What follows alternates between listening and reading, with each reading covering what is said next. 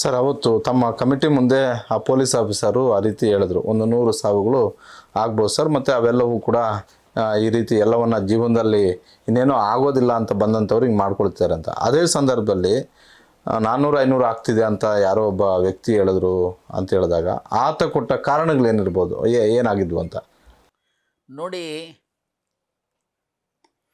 ನಾನು ಈ ವರದಿಯನ್ನು ಕೊಟ್ಟಿದ್ದು 23 ಮಾರ್ಚ್ 2018. ಅಸೆಂಬ್ಲಿ ಎಲೆಕ್ಷನ್ನ ಬಿಸಿ ಸ್ಟಾರ್ಟ್ ಆಗಿತ್ತು. ಸರ್ಕಾರ ಪತನ ಆಯಿತು, ಸಮ್ಮಿಶ್ರ ಸರ್ಕಾರ ಬಂತು, ನಮ್ಮ ಸಮ್ಮಿಶ್ರ ಸರ್ಕಾರ ಪತನ ಆಯಿತು, BJP ಸರ್ಕಾರ ಬಂತು. ಈಗ ನಾವು ಅಧಿಕಾರಕ್ಕೆ ಬಂದೆ. ಕಾಂಗ್ರೆಸ್ಸು ಮತ್ತು ಜನತಾದಳದ ಸಮ್ಮಿಶ್ರ ಸರ್ಕಾರನೂ ಇದರ ಬಗ್ಗೆ ಗಮನ ಹರಿಸಲಿಲ್ಲ. ಹಾಗೇ BJP ಸರ್ಕಾರವು ಇದರ ಬಗ್ಗೆ ಗಮನ ಹರಿಸಲಿಲ್ಲ. ಈಗ ಮತ್ತೆ ಯಾವ ಸರ್ಕಾರ, ಸಿದ್ದರಾಮಯ್ಯನವ್ರ ಸರ್ಕಾರ ವರದಿ ಸಮಿತಿ ಮಾಡಿತ್ತೋ, ವರದಿ ತೆಗೆದುಕೊಂಡಿತ್ತೋ, ಅವರ ನೇತೃತ್ವದ ಸರ್ಕಾರ ಇತ್ತೀಚೆಗೆ 1-2 ತಿಂಗಳಿಂದನೋ 2.5 ತಿಂಗಳಿಂದನೋ ಈ ವರದಿಯನ್ನು ಸ್ವೀಕಾರ ಮಾಡಿದ್ದಾರೆ. ಕ್ಯಾಬಿನೆಟ್ ಅಕ್ಸೆಪ್ಟ್ ಮಾಡಿಕೊಂಡಿದ್ದ. ನಾವು it has become A public document.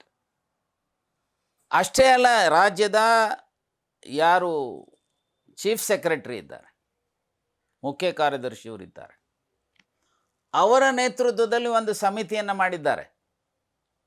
ಈ ಏನೆಲ್ಲ ಮಾಹಿತಿಗಳಿದ್ದಾವೆ ನನ್ನ ರಿಪೋರ್ಟಲ್ಲಿ, 6,000 ಪುಟ, 6,000 ಪುಟಗಳ 11 ವಾಲ್ಯೂಮ್ಸ್ನ ಈ ವರದಿ ಏನಿದೆ, ಮೇಯ್ನ್ 1,000 ಚಿಲ್ಲರೆ ಇರುವಂಥದ್ದು ಫಸ್ಟ್ ವಾಲ್ಯೂಮ್. ಇನ್ನು ಉಳಿದಂಥದ್ದು ಸ್ಟ್ಯಾಟಿಸ್ಟಿಕ್ಸ್, ಜಿಲ್ಲಾವಾರು ಯಾವ್ಯಾವ ವಿಚಾರಗಳಲ್ಲಿ ಏನೇನು ನಡೆದಿದೆ, ಏನೇನು ಸಾವುಗಳಾಗಿದ್ದಾವೆ, ಏನೇನು ನ್ಯಾಯಾಲಯಗಳಲ್ಲಿ ತೀರ್ಪುಗಳಾಗಿದ್ದಾವೆ, ಕಾಂಪನ್ಸೇಷನ್ ಸಿಕ್ಕಿದೆ, ಈ ಥರದ ಅನೇಕ ವಿಚಾರಗಳಿದ್ದಾವೆ.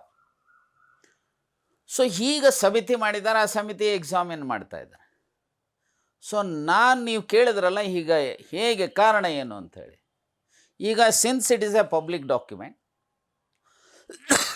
ಈ ಪಬ್ಲಿಕ್ ಡಾಕ್ಯುಮೆಂಟಲ್ಲಿ ಕೆಲವು ಪ್ರಸ್ತಾಪ ಮಾಡಿದೆ. ಈ ಪ್ರಸ್ತಾಪ ಮಾಡಿರುವಂಥ ಹಿನ್ನೆಲೆಯಲ್ಲಿ ಅಧಿಕಾರಿಗಳು ವಿದ್ಯುಕ್ತವಾಗಿ ಉತ್ತರ ಕೊಟ್ಟಿದ್ದಾರೆ ಸಮಿತಿಗೆ. ಬಹುಶಃ ನನಗನ್ಸುತ್ತೆ SITನವರು ಯಾರೋ 400-500 ಅಂತ ಹೇಳಿದಂಥವ್ರನ್ನು ಸಹ ಈ ರಿಪೋರ್ಟಲ್ಲಿ ಹೆಸರಿದೆ. ಅವರನ್ನು ಸಮನ್ ಮಾಡಿ ಅವರನ್ನು ಮಾಹಿತಿಯನ್ನು ಸಂಗ್ರಹಿಸೋದಕ್ಕೆ ಅವಕಾಶ ಇದೆ.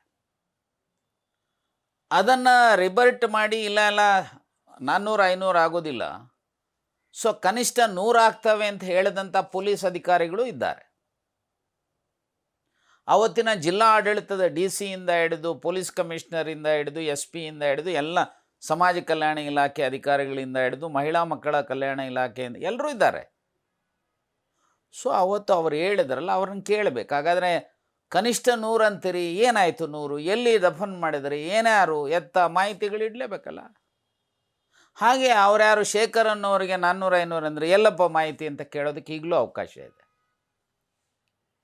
ಇದು ಇಲ್ಲ ಅಂತಂದರೆ, ನಾನು ಶೇಖರ್ ಒಬ್ಬರೇ ಹೇಳಿದ್ದಿದ್ರೆ ಬೇರೆ, ಇಂಟರ್ವ್ಯೂನ್ ಆದಂಥ ಅಧಿಕಾರಿಗಳು ಏನಪ್ಪ ಅಂತ ಕೇಳಿದ ತಕ್ಷಣ, ಇಲ್ಲ ಸರ್ 400-500 ಇಲ್ಲ, ಕನಿಷ್ಠ ಮಿನಿಮಮ್ ವರ್ಷಕ್ಕೆ 100 ಆದರೂ ಆಗ್ತವೆ ಅಂತ ಹೇಳಿದ್ದಾರೆ.